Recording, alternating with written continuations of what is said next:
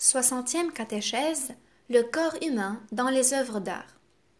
L'audience d'aujourd'hui tombe au cours de la Semaine sainte,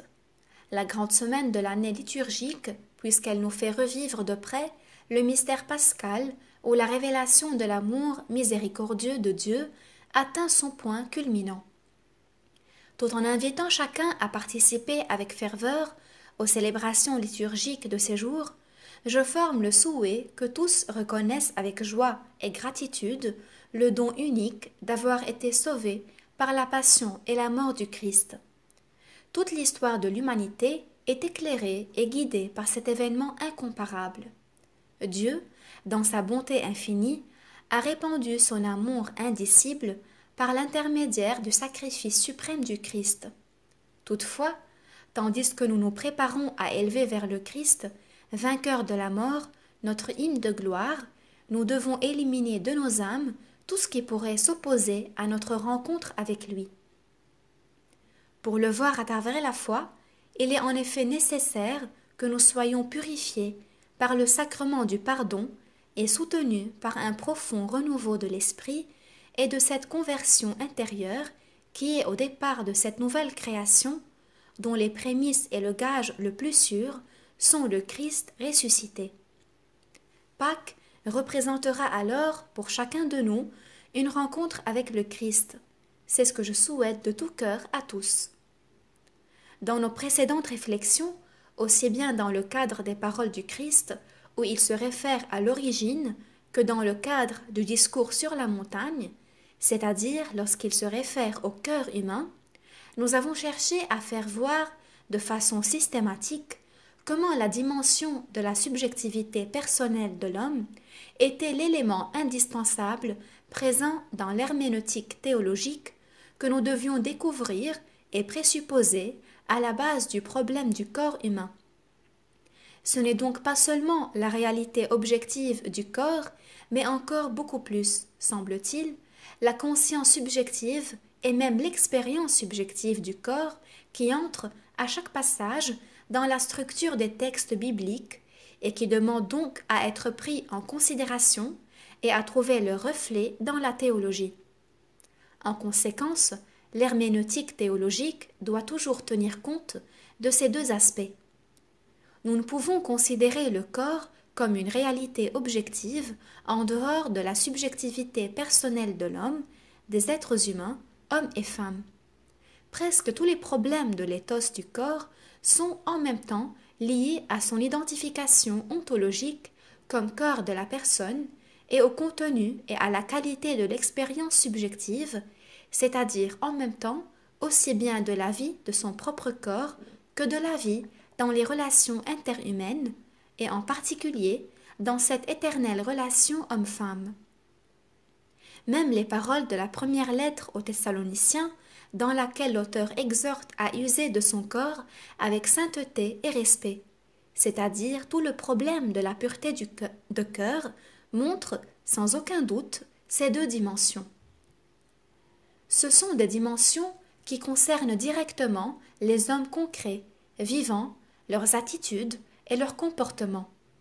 Les œuvres de la culture, spécialement les œuvres d'art, font que ces dimensions d'être corps et d'expérimenter le corps s'étendent au-delà de ces hommes vivants. L'homme prend contact avec la réalité du corps et expérimente le corps, même lorsque celui-ci devient un thème de l'activité créatrice, une œuvre d'art, un contenu de la culture. Bien qu'en principe, il faille reconnaître que ce contact arrive sur le plan de l'expérience esthétique, où il s'agit de voir l'œuvre d'art, et qu'il s'agit donc du corps objectivisé, en dehors de son identité ontologique, de manière différente et selon les critères propres de l'activité artistique, l'homme qui accepte de réaliser cette vision est a priori trop profondément lié à la signification du prototype ou du modèle, qu'il est lui-même, dans ce cas, l'homme vivant et le corps humain vivant, pour qu'il puisse détacher et séparer complètement cet acte, essentiellement esthétique, de l'œuvre en soi et de sa contemplation à partir des dynamismes et des réactions de comportement et à partir des évaluations qui dirigent cette première expérience et cette première manière de vivre. Cette action de regarder, qui est par sa nature esthétique, ne peut être, dans la conscience subjective de l'homme, totalement isolée de cette action de regarder dont parle le Christ dans le discours sur la montagne lorsqu'il met en garde contre la concupiscence. Ainsi donc,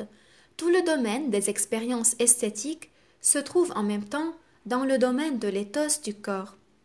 Il faut donc justement penser également ici à la nécessité de créer un climat favorable à la pureté. Ce climat peut en effet être menacé non seulement dans la manière même dont se déroulent les rapports et la convivence des hommes vivants, mais aussi dans le cadre des objectivations propres aux œuvres de la culture, dans le cadre des communications sociales, lorsqu'il s'agit de la parole orale ou écrite,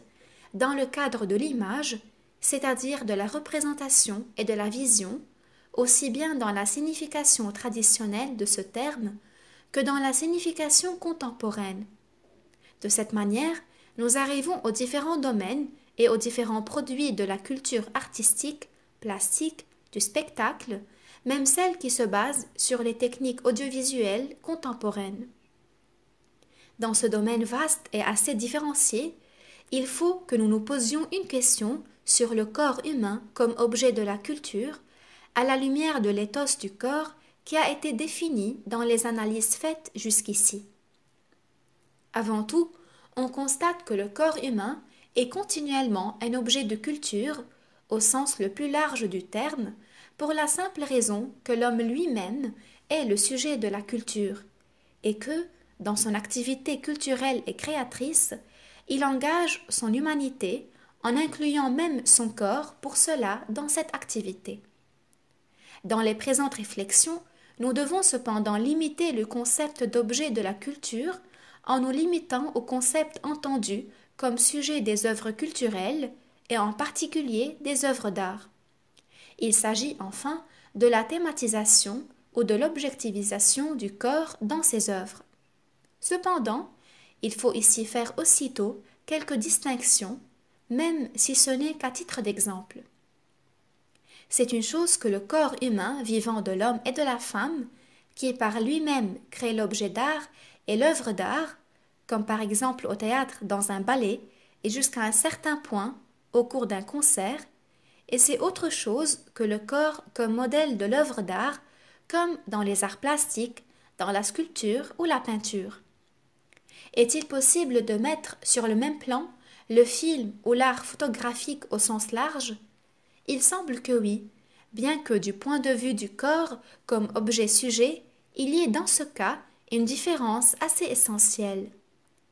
Dans la peinture ou la sculpture, l'homme-corps reste toujours un modèle soumis à l'élaboration spécifique de la part de l'artiste. Dans le film, et plus encore dans la photographie artistique, ce n'est pas le modèle qui se trouve transfiguré, mais c'est l'homme vivant qui se trouve reproduit. Et dans ce cas, l'homme, le corps humain, n'est pas un modèle pour l'œuvre d'art, mais il est l'objet d'une reproduction qui est obtenue par des techniques appropriées. Il faut déjà signaler dès maintenant que la distinction ci-dessus est importante du point de vue de l'éthos du corps dans les œuvres culturelles. Et il faut également ajouter aussitôt que la reproduction artistique, lorsqu'elle devient le contenu de la représentation ou de la transmission, perd, dans un certain sens, son contact fondamental avec l'homme-corps dont elle est la reproduction, et qu'elle devient très souvent un objet anonyme, comme l'est, par exemple, un acte photographique anonyme publié par les revues illustrées ou une image diffusée sur les écrans du monde entier. Un tel anonymat est l'effet de la propagation de l'image reproduction du corps humain, d'abord objectivée avec l'aide des techniques de reproduction qui, comme il a été rappelé ci-dessus, semblent se différencier essentiellement de la transfiguration du modèle typique de l'œuvre d'art, surtout dans les arts plastiques. Eh bien, cet anonymat, qui d'ailleurs est une manière de voiler ou de cacher l'identité de la personne reproduite, constitue aussi un problème spécifique du point de vue de l'éthos du corps humain dans les œuvres culturelles et en particulier dans les œuvres contemporaines de ce que l'on appelle la culture de masse. Limitons-nous aujourd'hui à ces considérations préliminaires qui ont une signification fondamentale pour l'éthos du corps humain dans les œuvres de la culture artistique. Ces considérations nous rendront ensuite conscients de ce qu'elles sont étroitement liées aux paroles que le Christ a prononcées dans le discours sur la montagne, en comparant le regard pour désirer à l'adultère commis dans le cœur. L'extension de ces paroles au domaine de la culture artistique a une importance particulière lorsqu'il s'agit de créer un climat favorable à chasteté dont parle Paul VI dans son encyclique Humanae Vitae. Cherchons à comprendre ce sujet de manière très approfondie et essentielle.